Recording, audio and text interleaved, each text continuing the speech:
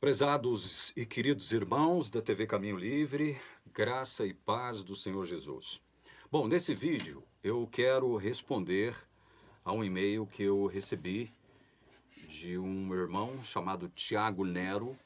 Ele é batista e, pelo que eu percebo, ele é um batista arminiano.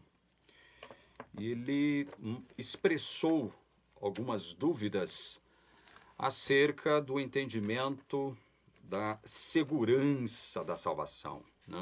A eternidade da salvação.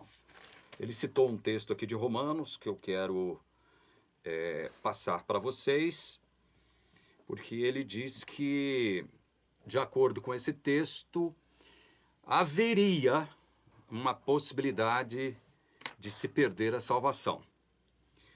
Ele cita aqui deixa eu ver, são três trechos, não, dois trechos para expressar as suas dúvidas quanto a esse entendimento da segurança da salvação. Porque para ele, fica-se com a impressão, ao ler esses textos aqui em Romanos 11, que a salvação pode ser perdida, né? Eu estou resumindo, porque o e-mail dele é um pouco grande. Para que a gente não perca tempo e vá direto ao ponto, eu vou ler os textos indicados pelo Tiago Nero, a quem eu cumprimento aqui agora, e depois nós vamos tentar equacionar essa questão, evidentemente fundamentados pela palavra de Deus, ok? Vamos ler os textos indicados por ele. Romanos capítulo 11, o primeiro trecho é de 13 a 24, então vamos lá. Dirijo-me a vós outros que sois gentios. Visto, pois, que eu sou apóstolo dos gentios, glorifico o meu ministério, para ver se, de algum modo, posso incitar à emulação os do meu povo e salvar alguns deles. Porque se o fato de terem sido eles rejeitados trouxe reconciliação ao mundo, que será o seu restabelecimento, senão vida dentre os mortos? E se forem santas as primícias da massa, igualmente o será a sua totalidade. Se for santa a raiz, também os ramos o serão. Se, porém, alguns dos ramos foram quebrados, e tu, sendo oliveira brava, foste enxertado em meio deles e te tornaste participante da raiz e da seiva da oliveira, não te glories contra os ramos. Porém, se te gloriares, sabe que não és tu que sustentas a raiz, mas a raiz a ti. Dirás, pois, alguns ramos foram quebrados para que eu fosse enxertado. Bem, pela sua incredulidade foram quebrados. Tu, porém, mediante a fé, estás firme. Não te ensoberbeças, mas teme. Porque se Deus não poupou os ramos naturais, também não te poupará. Considerai, pois, a bondade e a severidade de Deus. Para com os que caíram, severidade, mas para contigo a bondade de Deus, se nela permaneceres. De outra sorte, também tu serás cortado. Eles também, se não permanecerem na incredulidade, serão enxertados, pois Deus é poderoso para os enxertar de novo. Pois se foste cortado da que por natureza era a oliveira brava, e contra a natureza enxertado em boa oliveira, quanto mais não serão enxertados na sua própria oliveira aqueles que são ramos naturais. Bom, Tiago, meu querido, é óbvio que Paulo aqui fala em termos metafóricos. Ele se utiliza de duas metáforas aqui.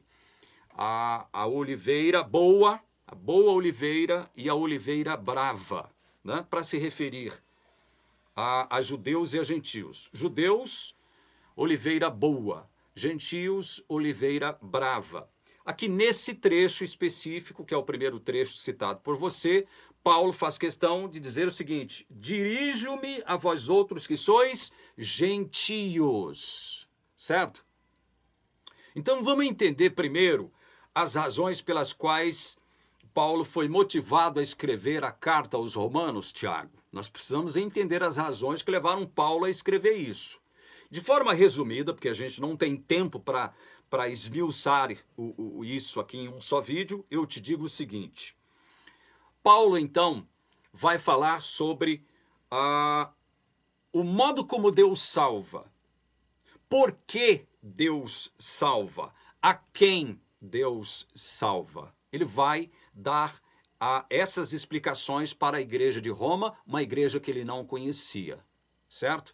Ele provavelmente recebe informações do que estava acontecendo na igreja de Roma e isso o motiva a escrever a igreja de Roma como apóstolo de Jesus, como apóstolo separado para ministrar especificamente aos gentios que ele era. Então ele tem essa preocupação de escrever uma carta, talvez a carta mais profunda de toda a Bíblia, para a igreja de Roma, para dirimir todas as dúvidas, para sanar os problemas que haviam ali na igreja de Roma, constituída por judeus convertidos e gentios convertidos. Havia uma tensão entre essas duas categorias de pessoas, judeus convertidos em tensão com gentios convertidos em tensão com os judeus convertidos. Havia uma falta de entendimento, havia uma falta de harmonia na igreja, especialmente quanto ao entendimento da salvação, do evangelho, como Deus salva, porque Deus salva, a quem Deus salva, como Deus justifica, a quem ele justifica, por que ele justifica, em nome de quem ele justifica. Então, todas essas questões são tratadas por Paulo aqui no livro de Romanos, Tiago. E aí, escuta só, ao tratar da justificação pela fé, que é o modo como Deus salva, Paulo antevê as objeções que a igreja de Roma poderia lhe fazer ao ele explicar o modo como Deus salva, a quem Deus salva e por que Deus salva. Então ele antecipa as objeções. Ele sabe que ao escrever sobre esse assunto, que é o assunto dos assuntos, o assunto mais importante de toda a Bíblia, o assunto para o qual ele foi separado desde a eternidade, para pregar este evangelho aos gentios, Paulo, né? Ele fala isso em Romanos, capítulo 1, versos 11 a 15, depois você, Tiago, pode conferir. Então, esse é o assunto dos assuntos, assunto que levou Paulo a se sentir motivado a escrever aos romanos. Só que ele antecipa o quê da parte dos romanos? Tanto judeus convertidos quanto gentios convertidos lá de Roma. Ele antecipa algumas objeções. E uma dessas objeções que Paulo antecipa, sabendo que elas viriam, é a que se encontra aqui em Romanos capítulo 9, Tiago. Por que nós vamos voltar ao capítulo 9? Antes de ler o texto em questão, eu quero te dizer alguma coisa, meu irmão. Olha, você expressa as suas dúvidas com base apenas em alguns trechos do capítulo 11 de Romanos. Você expressa umas dúvidas ao mesmo tempo em que expressa um entendimento que você supõe ser o entendimento daquilo que está escrito nos textos considerados por você. Então veja, ao tentar entender um determinado texto, Tiago, você não pode isolá-lo do seu contexto, analisá-lo de forma isolada, sem levar em consideração o seu contexto mais imediato, certo? Mais imediato, e sem levar em consideração algumas questões. Por exemplo, quem foi que escreveu Romanos 11? Quem? Você sabe quem foi? Paulo. O que ele escreve em Romanos 11, que segundo você parece dar a entender que a salvação pode ser perdida, de que modo isso vai complicar não só a epístola aos Romanos escrita pelo próprio Paulo, bem como outras epístolas escritas por ele, onde ele trata do mesmo assunto. De que modo isso pode complicar? Isso o quê? Esse entendimento que você supõe ter sido o entendimento passado pelos textos que você considerou, ou seja, de que a salvação pode ser perdida. De que modo isso pode complicar, Paulo? Pode complicar se você levar em consideração, Tiago, que Paulo é o apóstolo, fora Jesus, que mais fala sobre a segurança da nossa salvação. Ou seja, que mais fala sobre a perenidade da salvação. A salvação que nos é concedida, ela é eterna. Ela não é uma salvação provisória, condicionada a comportamento, postura, atos ou obras humanas. Ele deixa isso muito claro, Tiago. Então, você tem que perguntar para o texto, quem foi que escreveu isso? Por que ele escreveu isso?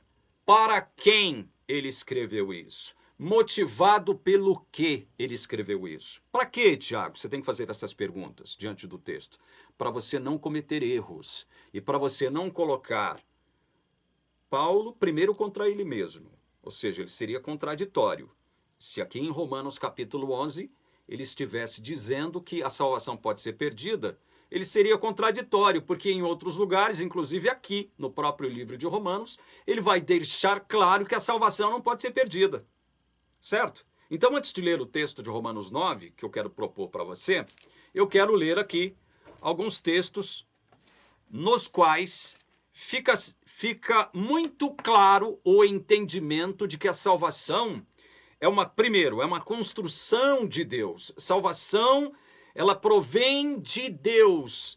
Ela pertence a Deus. Foi Deus que decidiu salvar, não foi o homem. Deus decidiu salvar segundo a sua própria vontade, né? Segundo a sua soberania, né? E o homem não influenciou de modo nenhum nessa decisão de Deus. Por quê, Tiago? Porque a decisão de salvar o homem, Tiago, ela é eterna. Ela foi tomada antes de haver criação, antes de haver as coisas, antes de Deus criar todas as coisas. Paulo, aqui em 2 Timóteo, Tiago, veja bem, vá anotando esses textos, porque são importantes para que você entenda aonde nós queremos chegar com essas observações. 2 Timóteo, capítulo 1, de 9 a 11, de 9 a 10, 9 e 10, tá certo? Então vamos ler aqui, 2 Timóteo 1, versículos 9 e 10, que nos salvou, ele está falando de Deus aqui no versículo 8, não vou ler para a gente ganhar tempo, viu, Tiago? Que nos salvou, Deus, né? Nos salvou e nos chamou com santa vocação, veja, santa vocação, chamado santo. Não foi eu que me autodesignei para pertencer a Deus. Eu recebi um chamado santo. Santo por quê? Porque ele provém do próprio Deus. Então Deus nos salvou e nos chamou com santa vocação. Olha aqui, Tiago. Não segundo as nossas obras, Tiago. Portanto, nada do que o homem faria, nada do que ele deixaria de fazer, iria influenciar na decisão de Deus fazer o quê? Nos salvar e nos chamar com santa vocação. É isso que o texto está dizendo. Não, nada no homem, nada do homem influenciaria Deus a nos salvar. Entende? Ele vai deixar isso claro aqui na frente. Nos salvou e nos chamou com santa vocação, não segundo as nossas obras, mas conforme a sua própria determinação e graça. Olha só, o que foi que determinou a nossa salvação? A determinação de Deus, a vontade soberana de Deus e a sua graça. Esses são os dois fatores, Tiago, que motivaram Deus a salvar, a nos chamar, nos salvar com santa vocação. Ou seja, não foi nada relacionado a nós. Não foram nossas obras que influenciaram Deus a nos salvar. Até porque a decisão de nos salvar é anterior à nossa própria existência, Tiago. Pensa nisso, irmão. Pensa nisso. Você está se esquecendo desses detalhes. Certo? Então vamos lá. Vamos deixar de considerar somente Romanos 11? Nós vamos considerar Romanos 11, mas dentro do seu contexto. Inclusive, dentro do contexto do assunto, do próprio assunto, né? Ao qual o apóstolo Paulo está propondo, não só no capítulo 11, bem como em todo o livro de Romanos, mas especialmente entre os capítulos 9 e 11. É nos capítulos 9, 10 e 11 que ele vai tratar da questão judaica e da questão gentia. Entende, Tiago? Então vamos lá, vamos continuar lendo o texto proposto aqui em Timóteo. Nos salvou e nos chamou com santa vocação, não segundo as nossas obras, mas conforme sua própria determinação e graça, que nos foi dada em Cristo Jesus, quando? Antes dos tempos eternos. Antes de tudo ser criado, Tiago, Deus decidiu nos salvar. E nos salvou. E nos chamou. Veja que o verbo aqui, os verbos salvar, chamar, estão no passado. E o que foi que determinou, então, a nossa salvação? A própria vontade de Deus e a sua graça. Não partiu daquilo que Deus previu que o homem faria, não segundo as nossas obras. Está vendo, Tiago? Então, na eternidade, nós não existíamos, Tiago. Deus não foi influenciado por nós. Veja, aquilo que é perecível, aquilo que é corruptível, aquilo que é finito, somos nós, não poderia ter causado uma decisão eterna. A decisão de Deus nos salvar é eterna, Tiago. Nós não poderíamos influenciar Deus e nos salvar antes mesmo de nós existirmos. Teria que ser pela sua determinação e graça, Tiago, a decisão de nos salvar. Teria que ser obrigatoriamente por sua determinação e graça. Entende? Olha o verso 10. Determinação e graça que nos foi dada em Cristo Jesus antes dos tempos eternos e manifestada agora pelo aparecimento do nosso Salvador Cristo Jesus, o qual não só destruiu a morte, veja que Paulo já está colocando tudo no passado, ele destruiu a morte, como trouxe à luz a vida e a imortalidade mediante o Evangelho. Veja, o que ele já trouxe. Quais são os benefícios dessa salvação? Destruiu a morte. Que tipo de morte? A morte eterna. Não essa morte natural que nós podemos morrer daqui a pouquinho, Tiago. É a morte eterna. Já destruiu a morte eterna nos salvos. Já destruiu, Tiago. Destruiu. Acabou a possibilidade de um verdadeiro crente morrer eternamente, Tiago. Acabou. Destruiu a morte. E aí, pelo fato de ele ter destruído a morte, quais são os benefícios disso? Trouxe à luz a vida e a imortalidade, Tiago.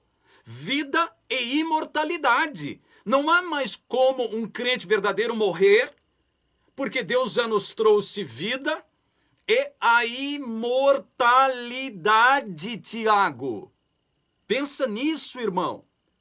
Como é que um crente verdadeiro agora pode morrer? Veja bem, não é a morte natural, Tiago, a qual Paulo se refere aqui, é a morte eterna. Como é que agora um crente verdadeiro pode morrer eternamente se Jesus já o salvou antes dos tempos eternos, segundo a sua própria determinação e graça, e isso não se deveu a qualquer coisa que o homem fizesse, qualquer obra por parte do homem? O texto é muito claro, Tiago, muito claro. Então, quem está escrevendo Timóteo? Aquele mesmo que escreveu Romanos 11. Então você percebe que se você continuar insistindo em isolar os textos que você separou aqui para mim de Romanos 11, e porque eles parecem dar a entender que a salvação pode ser perdida, você estará colocando Paulo contra o próprio Paulo. Outro texto que eu elenco de Paulo para poder expressar isso que eu estou acabando de dizer agora. Paulo, olha aqui, Romanos 8, versos 28 a 30. Presta atenção nesses 3 versículos aqui, Tiago. Sabemos que todas as coisas cooperam para o bem daqueles que amam a Deus, daqueles que são chamados segundo o seu propósito. Porquanto, veja, chamados segundo o seu propósito. Paulo está tratando aqui de dizer que, com relação a esses que foram chamados segundo o propósito de Deus, que propósito? De salvá-los, como ele escreveu a Timóteo. Determinação e graça, santa vocação, nos chamou e nos salvou antes dos tempos eternos. Não foi por causa das nossas obras. Tenha isso em mente, Tiago. Então, quanto a esses que Deus chamou segundo o seu propósito, tudo vai redundar em bem. Até as coisas más? Sim, até as coisas más. Até o sofrimento? Sim, até o sofrimento. Até a dor? Sim, até a dor. Até a tribulação? Sim, até a tribulação. Todas as coisas vão cooperar para o bem desses que amam a Deus, que foram chamados segundo o seu propósito, Tiago. Aí ele continua, verso 29. Porquanto, presta atenção nessa expressão aqui, Tiago, olha a expressão. Porquanto aos que de antemão conheceu, Tiago, também os predestinou para serem conformes à imagem de seu filho, a fim de que ele seja o primogênito entre muitos irmãos. Então presta atenção nisso aqui, Tiago. Aos que de antemão conheceu. Por que Paulo está fazendo uma referência específica a esses que foram chamados segundo o propósito de Deus? Porque esses foram objetos do pré-conhecimento, do conhecimento prévio de Deus. Que conhecimento é esse? Conhecimento pactual, salvífico, Tiago. Deus os conheceu lá na eternidade. Foi por isso que ele nos chamou, nos salvou com santa vocação antes dos tempos eternos. Ele nos conheceu antecipadamente, de modo salvífico.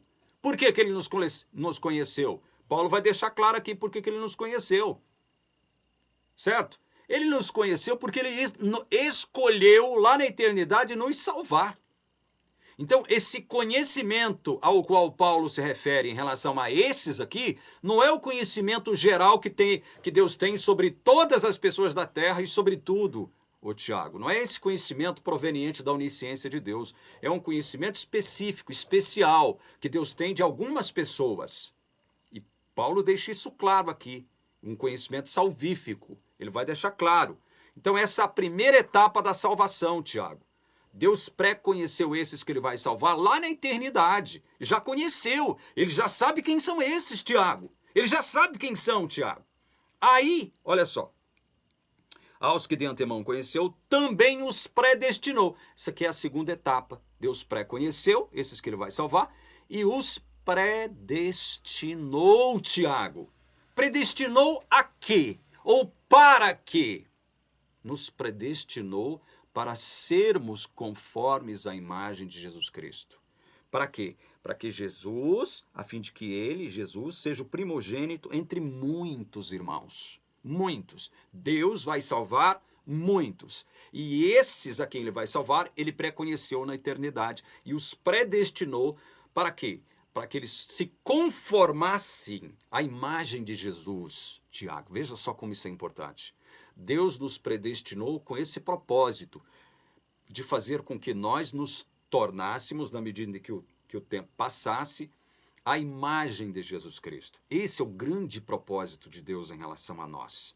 Seremos semelhantes a Jesus. Deus nos predestinou para isso, Tiago. Ele não nos predestinou porque ele previu que nós seríamos assim. Não, o texto diz o contrário. Ele nos predestinou para que fôssemos conformes à imagem de seu Filho.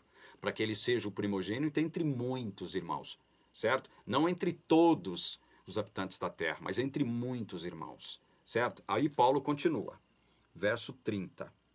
E aos que predestinou, veja, primeiro ele pré-conheceu, conhecimento salvífico, pactual, ele escolheu para a salvação. Ele predestinou para que nós nos conformássemos à imagem de seu Filho.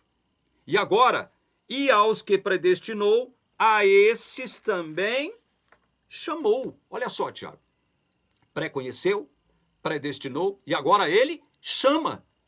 Esse chamado aqui ao qual Paulo se refere, Tiago, não é aquele chamado geral que os pastores, os missionários, os discípulos de Jesus fizeram, os apóstolos de Jesus fizeram. Não é esse chamado geral. Eu vou pregar. E hoje muito mais, né? Quando se prega, o mundo inteiro pode ouvir e ver a gente pregando, por exemplo, aqui na internet. Não estou falando só para você aqui no Brasil. Provavelmente nós estamos sendo assistidos em outros lugares do mundo, né? De certa forma, eu estou fazendo um chamado geral aqui com a minha pregação, né? Estou me dirigindo a você, mas o chamado é geral para outras pessoas. Entende? Agora, esse chamado aqui ao qual Paulo se refere é somente aqueles a quem Deus pré-conheceu e aqueles a quem Deus predestinou. Ele é específico para determinadas pessoas, Tiago. O texto é muito claro, irmão. O texto é muito claro. Paulo vai deixando bem claro, ó, e a esses, e a esses, e a esses, ele vai deixando bem claro o que Deus faz. Aí ele chama de modo eficaz. Como é que se dá esse chamado? Assim, ó, Tiago, esse chamado ao qual Paulo se refere, se dá assim, ó. João 16, versos 7 e 8. Mas eu vos digo a verdade, convém-vos que eu vá, porque se eu não for, o Consolador não virá para vós outros. Se, porém, eu for, eu vou-lo enviarei. Quando ele vier, convencerá o mundo do pecado, da justiça e do juízo. É desse modo que Deus faz o chamado. Através da ação poderosa do Espírito Santo, fazendo o quê, Tiago? Pegando pelo nosso colarinho e forçando a gente a servir a Deus, a ser de Deus? Não, nos convencendo. É uma ação mental e intelectual ao mesmo tempo que espiritual, porque procede do Espírito. É o Espírito que nos convence. É Ele que nos convence. É Ele que produz em nós o novo nascimento, Tiago. Entende? Então, esse chamado se dá desse modo. O Espírito Santo convence esses a quem Deus pré-conheceu e predestinou, e agora está chamando, a ter Jesus como seu Salvador. Porque se o Espírito Santo não faz isso, ninguém se converte. Ninguém se converteria. Então, nós temos 3 passos já aqui, Tiago. Deus pré-conhece, Deus predestina e Deus chama esses. Continuemos com o verso 30. E aos que chamou, a esses, olha, a esses, também o que? Justificou. Tiago, tá vendo? Esse é o 4º passo no processo da salvação. Deus pré-conheceu, de modo salvífico, predestinou, chamou e agora ele justificou esses a quem ele pré-conheceu, predestinou e chamou. Foi a esses agora que ele justificou.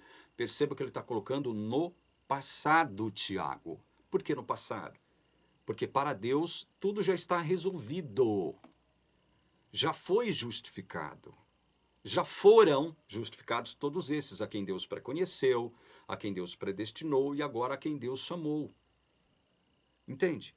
Deus agora justifica. Essa justificação, Tiago, assim como Paulo disse a Timóteo, ela não se deu por causa das nossas obras.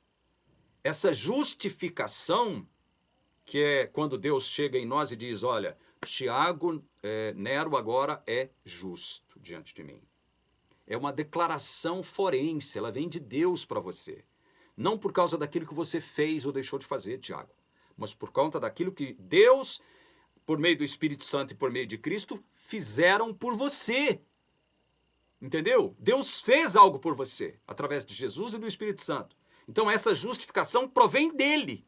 Ele te justifica, Tiago, não com base em suas obras, mas com base nas obras de Jesus.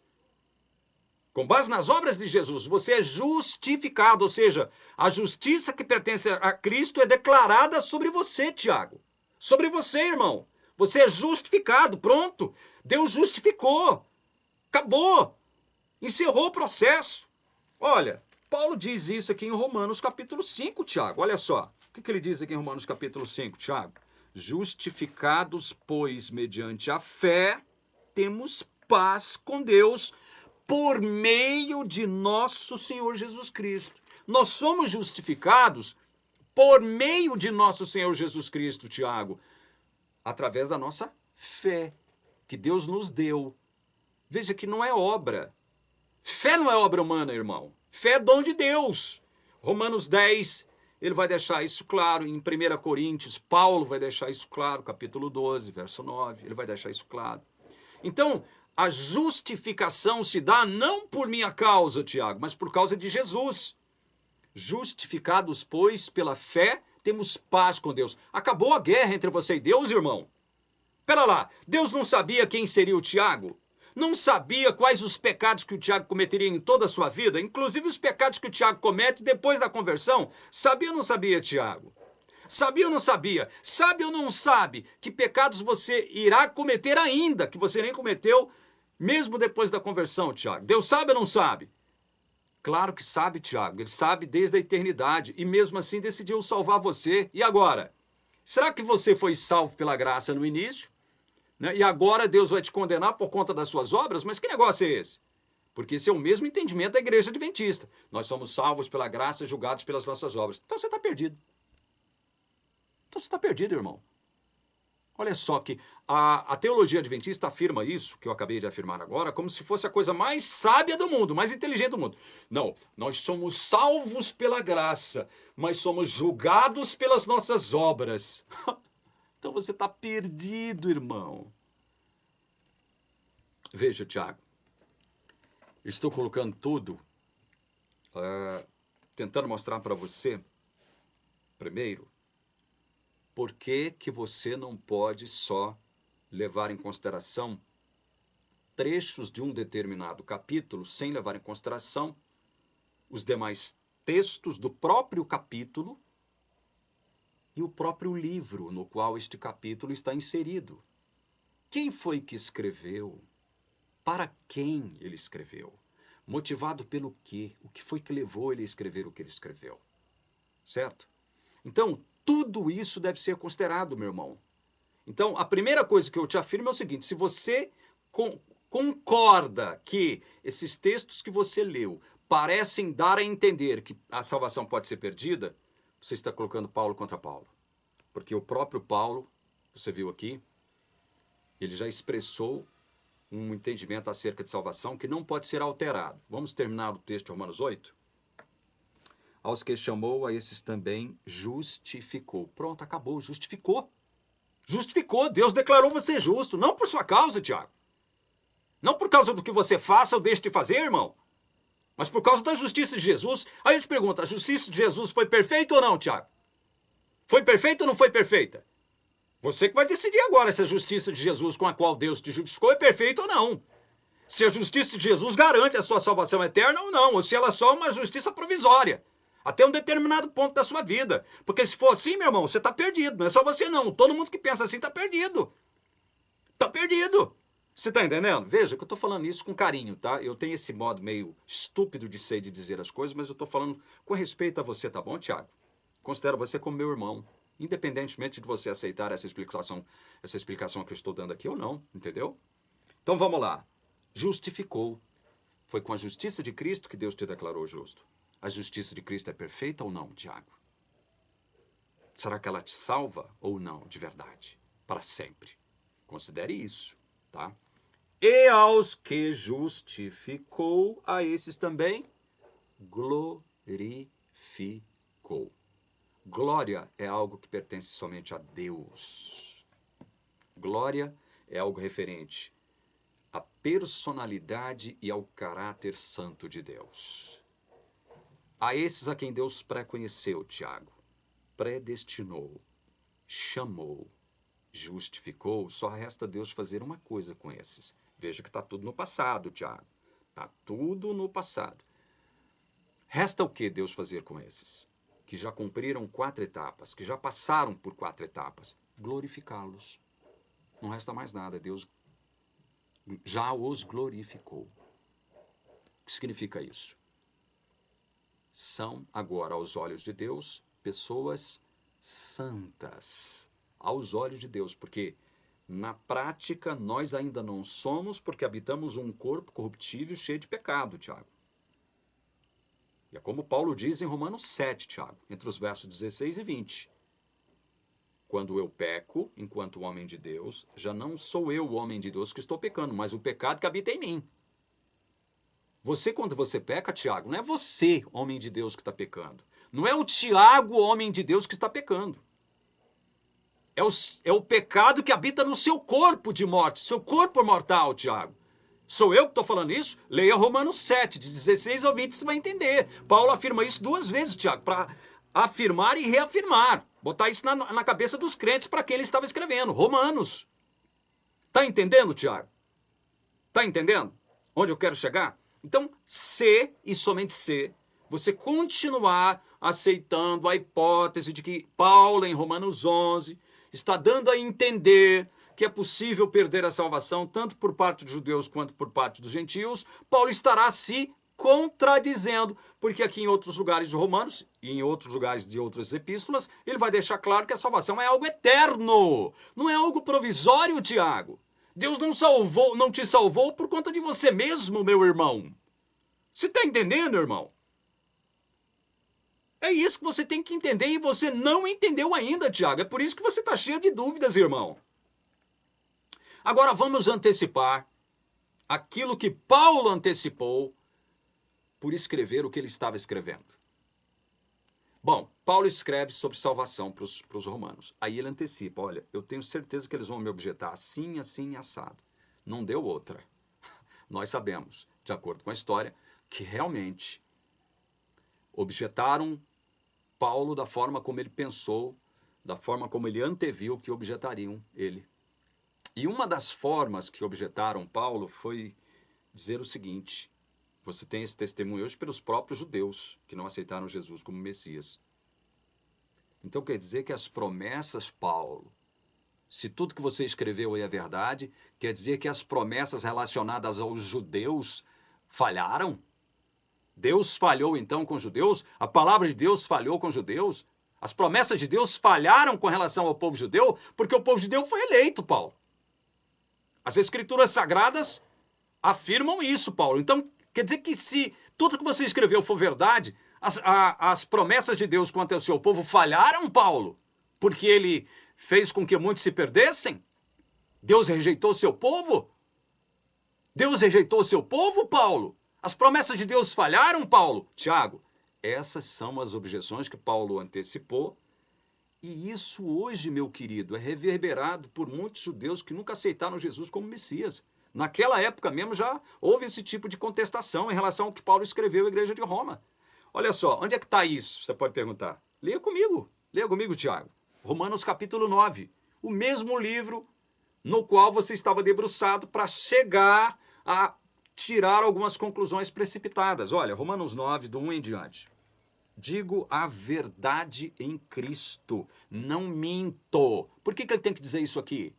Porque ele sabe que algumas pessoas irão objetá-lo, dizendo que tudo que ele escreveu antes sobre salvação é mentira, não é verdade. Por isso que ele tem que dizer aqui, olha, digo a verdade em Cristo. É em Cristo que eu estou dizendo tudo que eu estou dizendo. Não minto. Aí ele diz, testemunhando comigo no Espírito Santo, a minha própria consciência.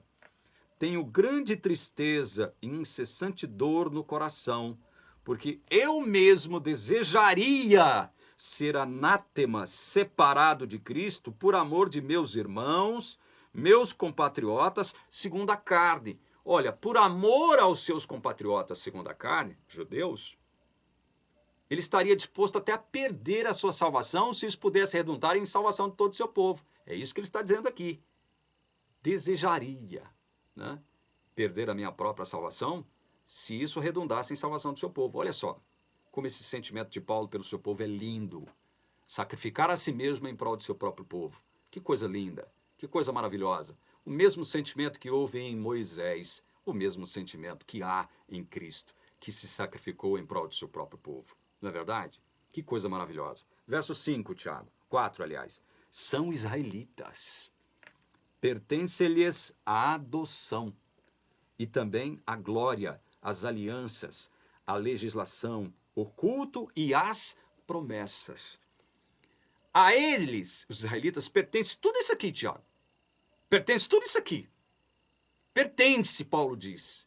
Pertence. Por que pertence a eles? Porque eles conseguiram, através das suas obras, merecer isso aqui? Não, porque Deus deu a eles isso. Deus fez o que com eles, Tiago? Pertence-lhes a adoção. Eles não eram nada. Não eram nem povo, quando Deus os escolheu para ser seu povo perante a terra. Deus os adotou. Ou seja, quem foi que escolheu quem, Tiago? Quem foi que escolheu quem? O que foi adotado é que escolheu aquele que estava adotando? Foi isso que aconteceu? Não, Deus os adotou. Deus os escolheu. Agora presta atenção, calma que nós vamos chegar lá. Eu sei aonde você está querendo chegar, tá? E até aqui parece que você está certo, né? Parece até que eu vou acabar chegando às mesmas deduções que você. Mas calma, não terminamos. Pertence à adoção, também à glória, às alianças, à legislação, o culto e as promessas. Deus entregou tudo isso para o seu povo. Os israelitas. Aí Paulo diz, verso 5, deles são os patriarcas, e também deles descende o Cristo segundo a carne, o qual é sobre todos, Deus bendito para todos sempre. Amém. Então ele faz essa introdução para deixar claro aqui o seguinte, olha, eu vou dizer a verdade, e tudo que eu estou escrevendo, dizendo, é a verdade. Eu estou dizendo isso em Cristo. E comigo testemunha o Espírito Santo através da minha consciência de que o que eu estou falando é a verdade. A eles pertence a adoção, a glória, as alianças, os patriarcas, os profetas. Eu queria perder minha salvação se isso redundasse em salvação deles. Aí, olha o que ele vai dizer aqui no versículo 6, Tiago. E não pensemos que a palavra de Deus haja falhado, porque, olha aqui, Tiago, a chave para você entender os textos sobre os quais você debruçou em Romanos 11, a chave está aqui. Não pensemos que a palavra de Deus haja falhado, porque nem todos os de Israel são de fato israelitas.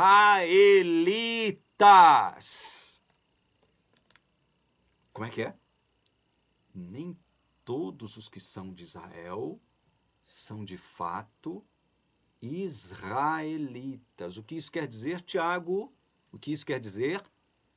Que muito embora Deus tenha escolhido todo um povo para representá-lo na terra, nem toda pessoa que pertencia a esse povo estava com a salvação garantida. Nem todo indivíduo desse povo era verdadeiramente filho espiritual de Deus. É isso que Paulo está querendo dizer aqui, irmão. E ele vai dizer isso de agora em diante até o final do capítulo 11. Ele vai deixar isso claro aqui, irmão. Olha só, verso 7.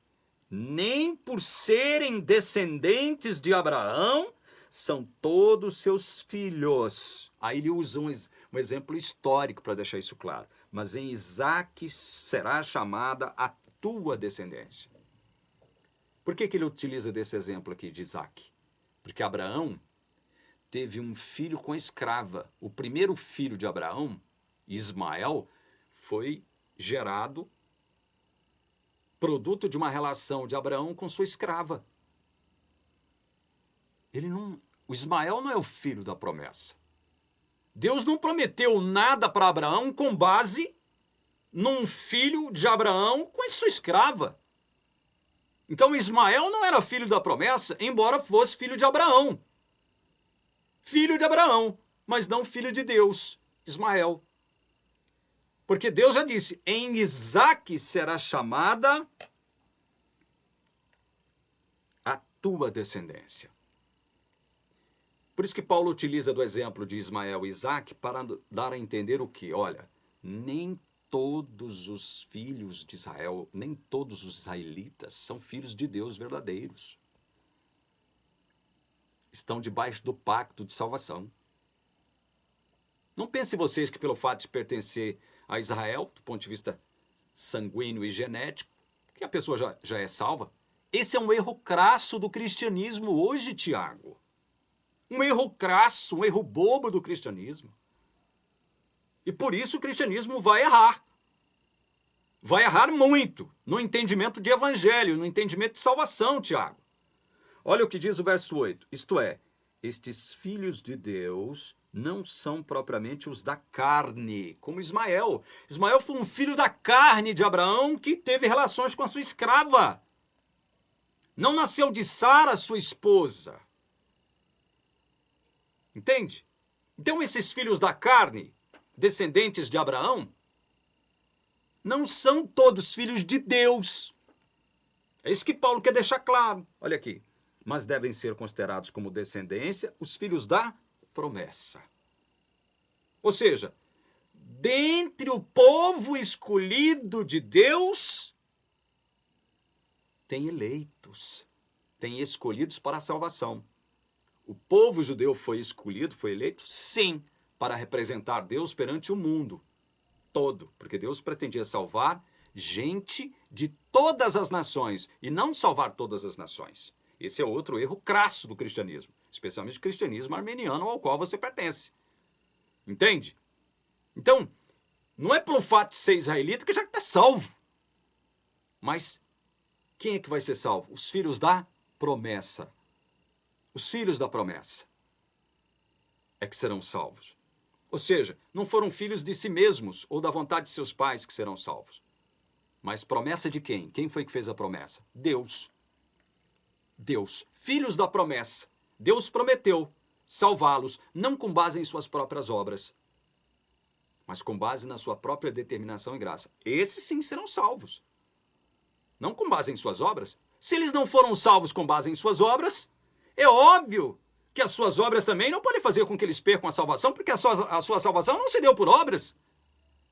É uma coisa tão lógica, Tiago. Aí Paulo continua. Porque a palavra da promessa é esta: por esse tempo virei e Sara terá um filho.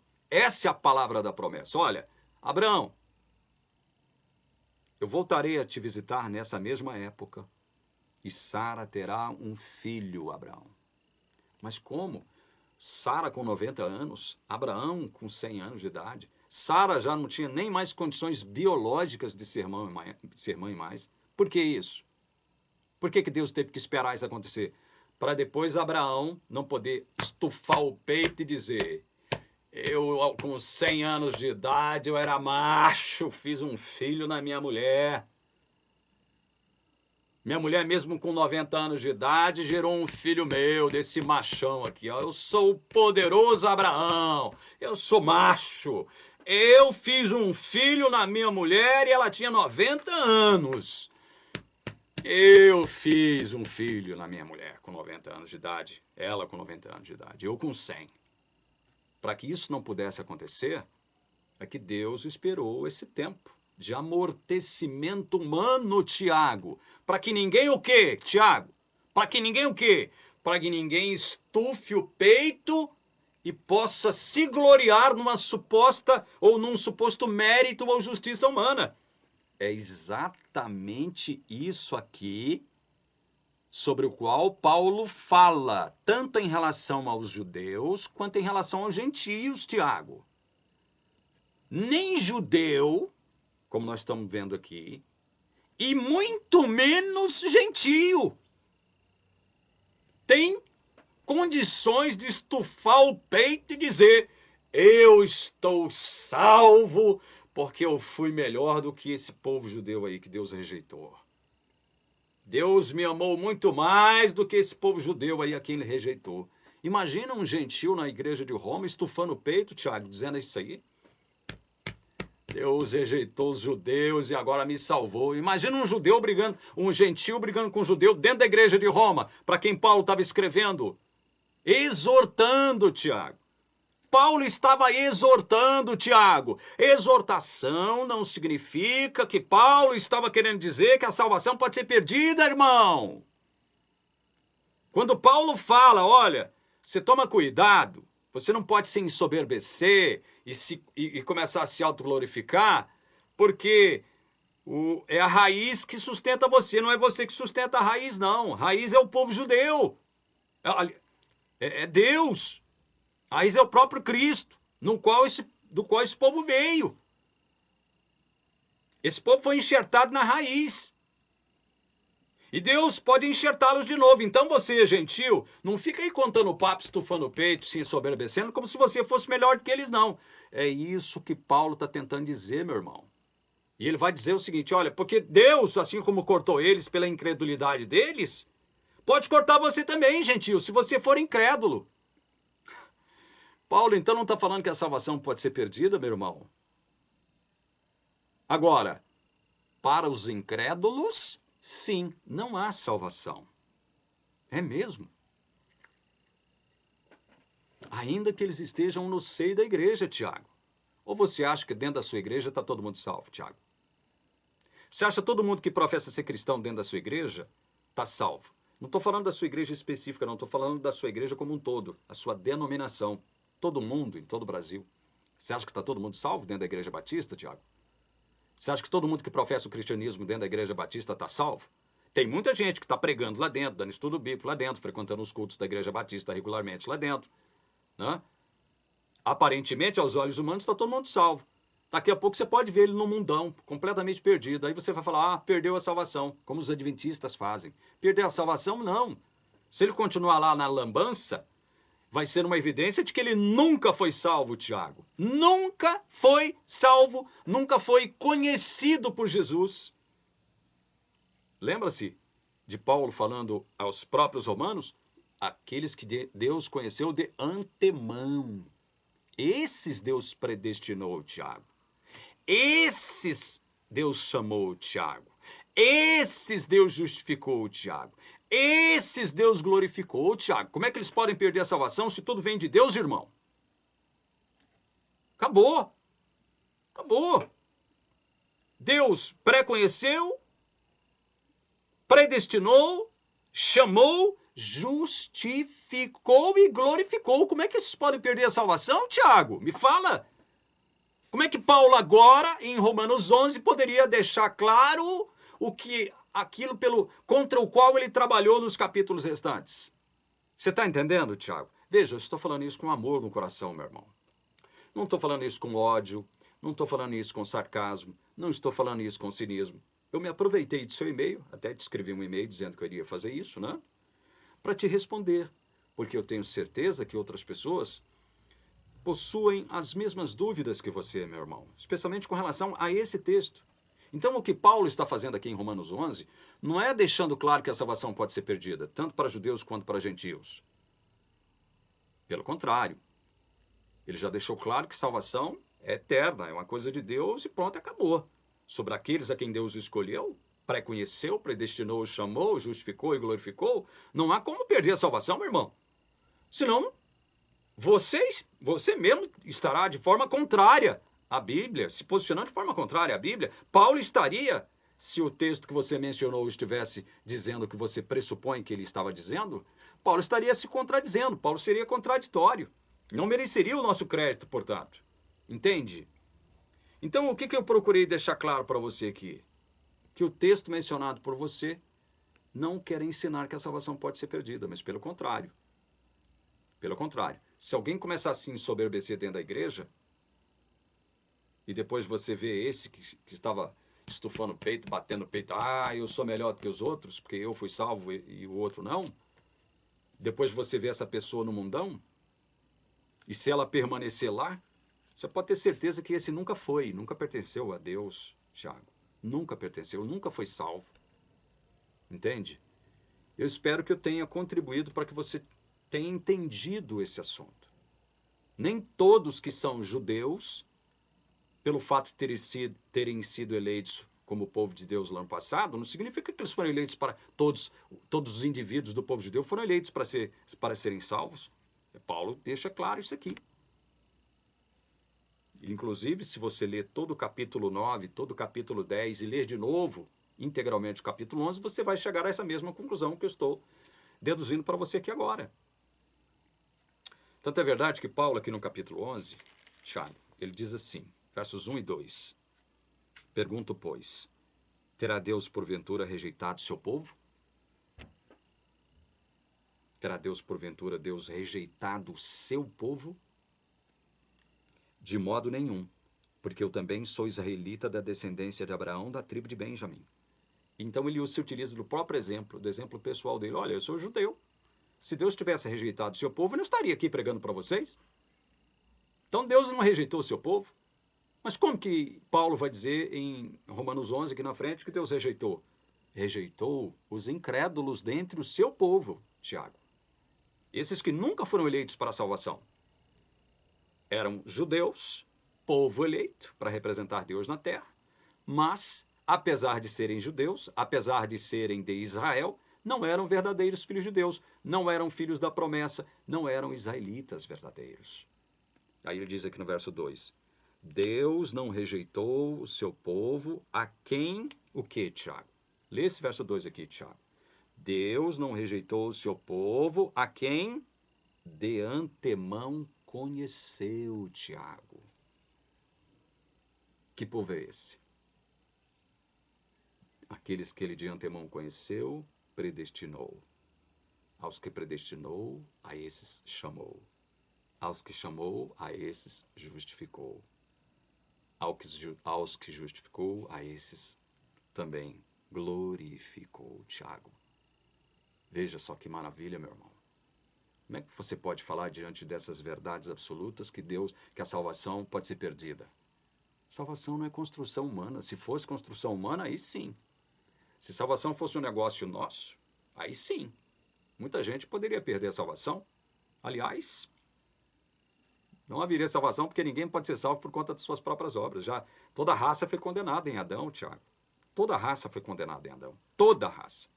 Depois do pecado de Adão, Tiago, Deus não estava, como não está, na obrigação de salvar nada e ninguém. No entanto, vai salvar muitos. Ele predestinou, já escolheu salvar muitos. E a sua salvação é tão eterna, mas tão eterna, que aquilo que ele pré-conheceu, ele predestinou, chamou, justificou e glorificou, encerrou. Acabou o papo. Está todo mundo glorificado aos olhos de Deus. Todo mundo quem? Aqueles que ele chamou. Aqueles que ele pré-conheceu, aqueles que ele predestinou. Aqueles que ele justificou. Está glorificado, Tiago. Já está resolvida a história, irmão. Para encerrar, eu leio o que Paulo escreveu em Romanos capítulo 8, do verso 31 ao verso 39, Tiago. 31 a 39. Que diremos, pois, à vista destas coisas? Que coisas? Que Paulo escreveu acerca da salvação para os romanos. Aí ele mesmo faz uma pergunta retórica, estimulando as pessoas a pensarem. O que nós vamos dizer à vista dessas coisas que eu acabei de dizer para vocês, irmãos? Se Deus é por nós, Deus é por nós, Tiago.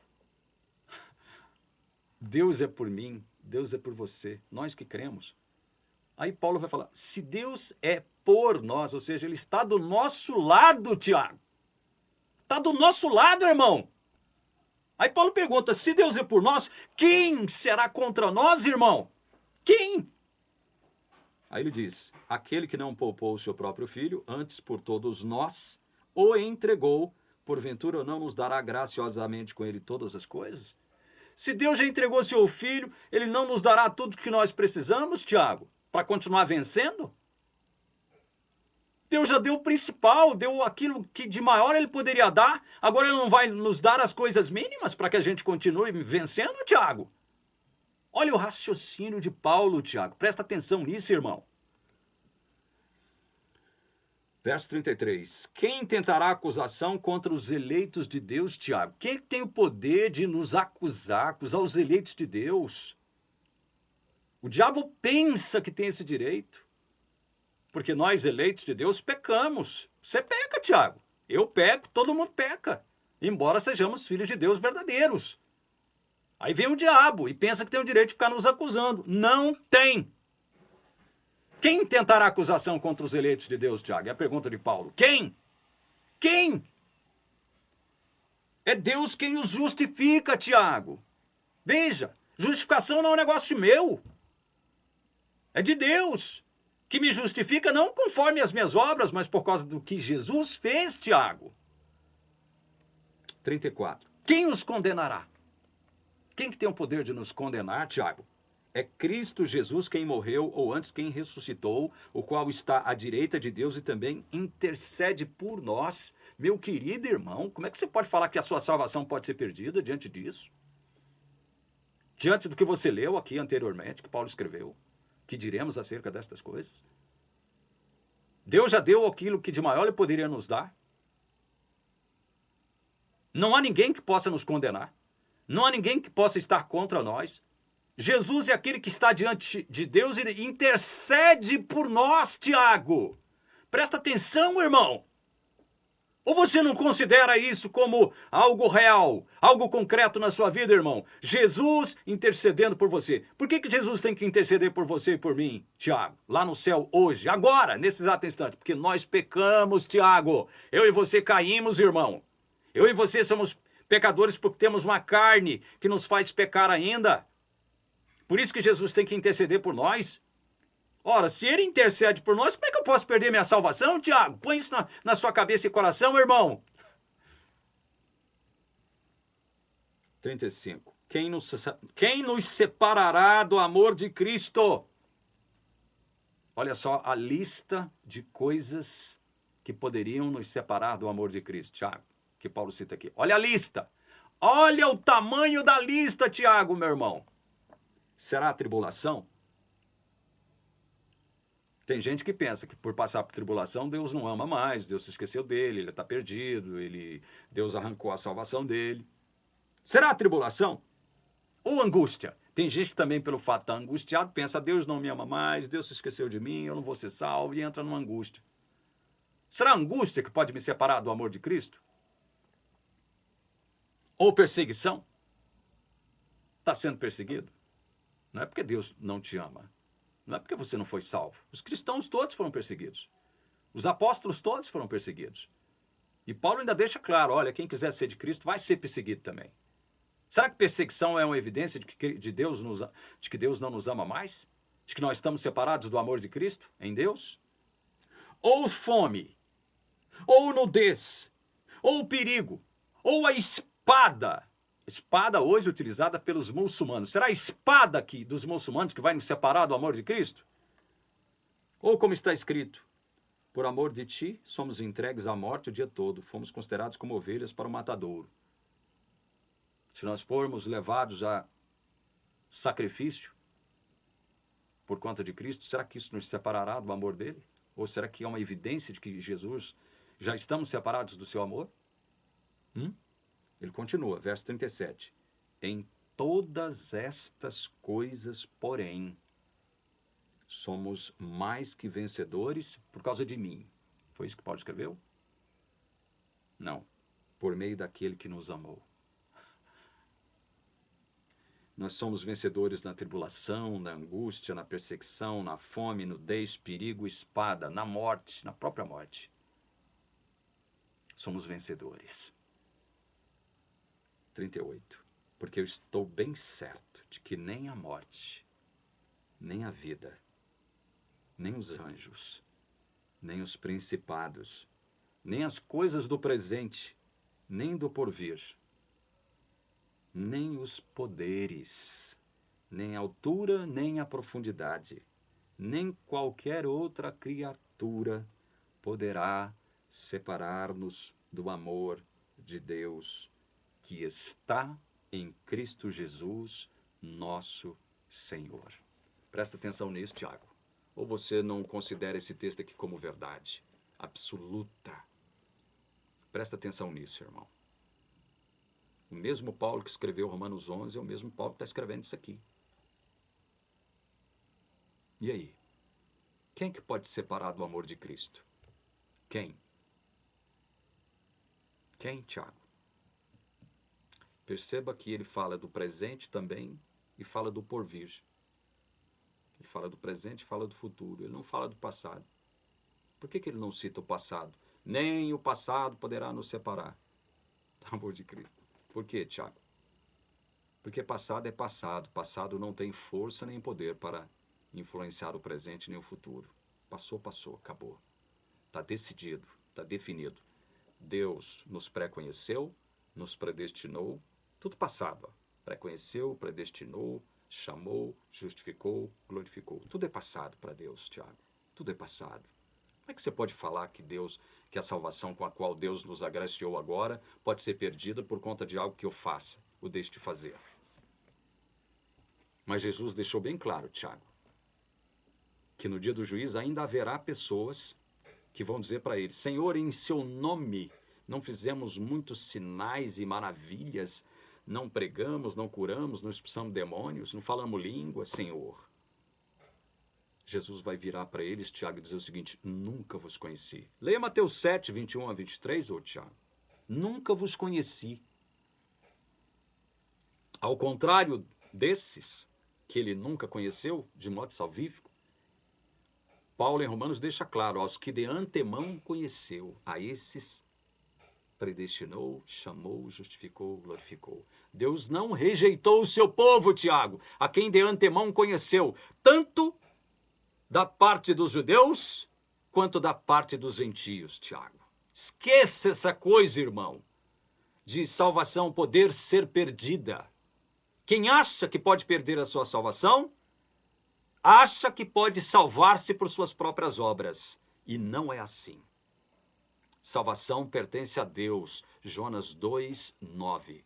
Deus não dividirá a sua glória com ninguém. Isaías 48:11. Salvação pertence a Deus.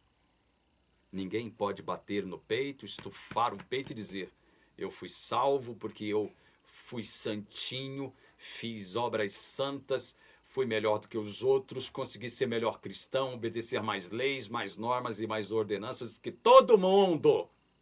Ninguém terá esse direito, Tiago. Eu espero que eu tenha contribuído para elucidar essa questão para você, meu irmão. Qualquer outra dúvida, nós estamos à disposição aqui. Que Deus te abençoe. Em nome de Jesus. Amém.